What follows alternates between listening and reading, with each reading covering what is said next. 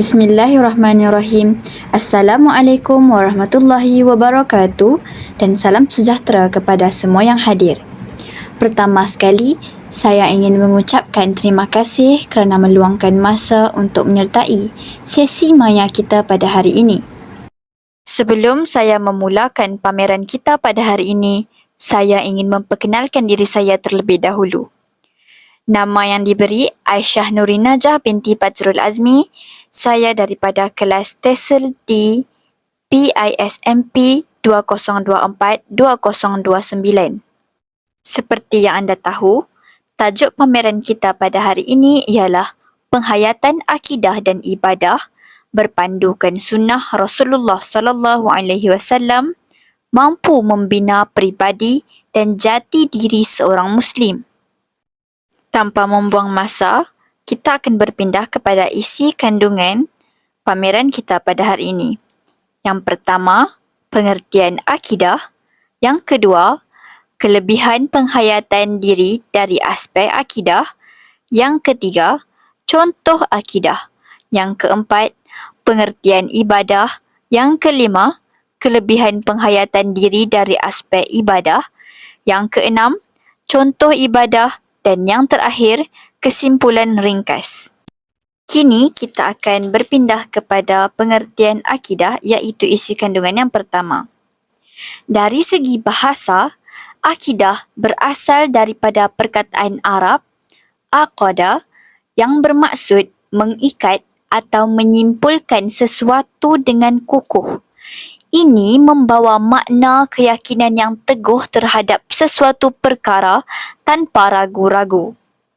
Manakala dari segi istilah, akidah merujuk kepada kepercayaan dan keyakinan yang kuat dalam hati seorang Muslim terhadap asas-asas agama Islam seperti keimanan kepada Allah, malaikat, kitab-kitab, rasul-rasul, hari kiamat serta qada dan qadar. Ia menjadi landasan kepada pegangan hidup seorang Muslim dan memandu segala pemikiran serta amalan mereka dalam kehidupan berpandukan Al-Quran dan Sunnah. Seterusnya, kita berpindah kepada kelebihan penghayatan akidah. Yang pertama, iaitu ketenangan jiwa dan kehidupan yang stabil. Penghayatan akidah yang kuat memberikan ketenangan jiwa, kebahagiaan dan kestabilan dalam kehidupan kerana seseorang itu menyerahkan segala urusan kepada Allah dengan keyakinan yang teguh. Firman Allah Subhanahu wa taala di dalam surah Ar-Ra'd, A'udzubillahi minasyaitonirrajim. Ala bidzikrillahi tatma'innul qulub. Yang membawa maksud, ingatlah, hanya dengan mengingati Allah, hati menjadi tenteram. Surah Ar-Ra'd ayat 28. Ayat ini menunjukkan bahawa orang yang menghayati akidah dan sentiasa mengingati Allah akan merasakan ketenangan dalam hati walaupun menghadapi cabaran atau kesusahan dalam kehidupan. Kemudian kita berpindah kepada kelebihan penghayatan akidah. Yang kedua, iaitu keimanan yang kuat mendapat pertolongan daripada Allah Subhanahu wa taala. Seperti yang kita tahu, seseorang yang beriman dengan akidah yang mantap akan mendapat pertolongan dan bimbingan Allah dalam menghadapi setiap ujian dalam kehidupan. Seperti mana firman Allah dalam surah At-Talaq, A'udzu billahi minasyaitonir rajim. Wa man yattaqillaha yaj'al lahu makhraja wa yarzuqhu min haitsu la yahtasib. Yang membawa maksud, barang siapa bertakwa kepada Allah, nescaya dia akan mengadakan baginya jalan keluar dari kesulitan dan memberinya rezeki dari arah yang tidak disangka-sangka. Surah At-Talaq ayat 2 hingga 3. Orang yang memiliki akidah yang kukuh dan bertakwa kepada Allah akan mendapat pertolongan daripadanya dalam setiap aspek kehidupan dan Allah akan memberikan jalan keluar dari kesulitan serta rezeki yang tidak dijangka. Seterusnya, saya akan menghuraikan tentang contoh akidah. Yang pertama, kepercayaan kepada keesaan Allah, iaitu Tauhid. Ini adalah asas akidah Islam di mana seorang Muslim meyakini bahawa hanya Allah yang layak disembah dan tiada sekutu baginya. Kepercayaan ini mengajarkan bahawa Allah adalah satu-satunya Tuhan yang Maha Kuasa, Maha Mengetahui dan Maha Pengasih. Yang kedua, kepercayaan kepada hari kiamat.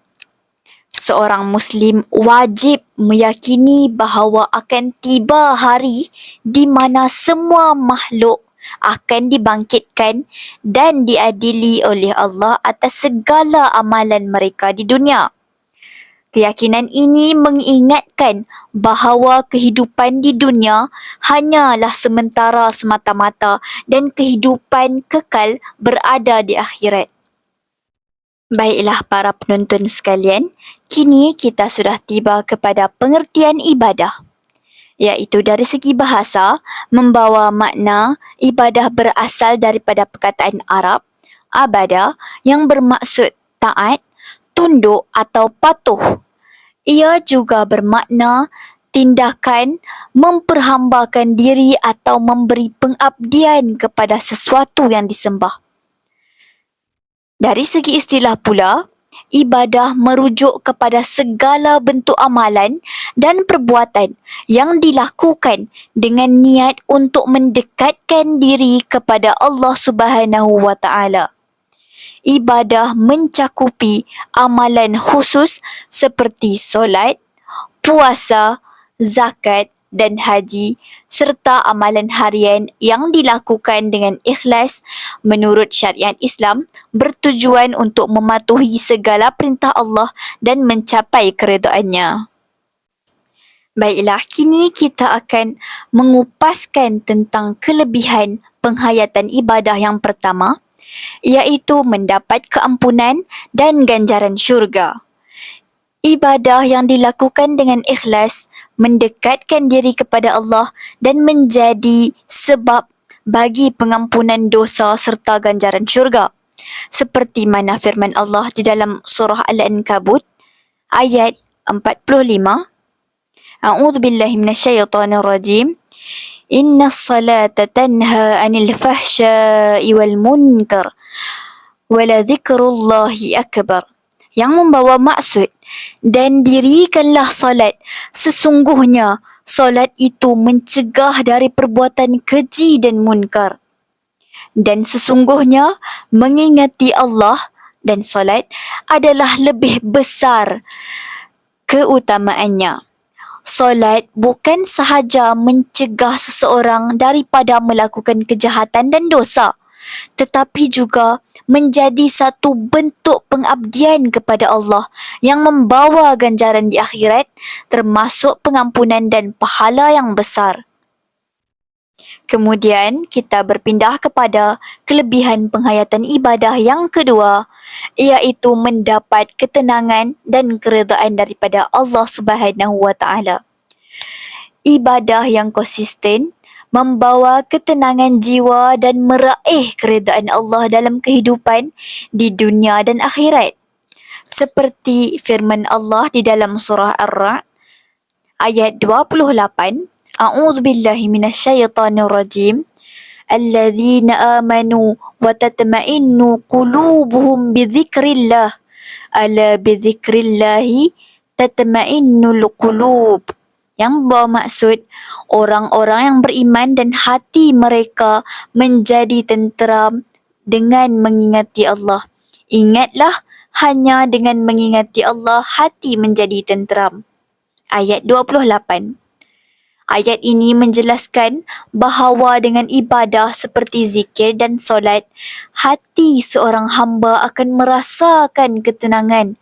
Mengingati Allah melalui ibadah membawa kedamaian jiwa dan keyakinan dalam menjalani kehidupan sehari-hari. Para penonton yang dihormati sekalian, kini kita berpindah kepada contoh ibadah yang pertama, iaitu solat.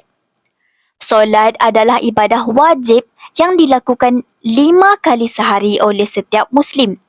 Ia merupakan tiang agama dan cara untuk mendekatkan diri kepada Allah.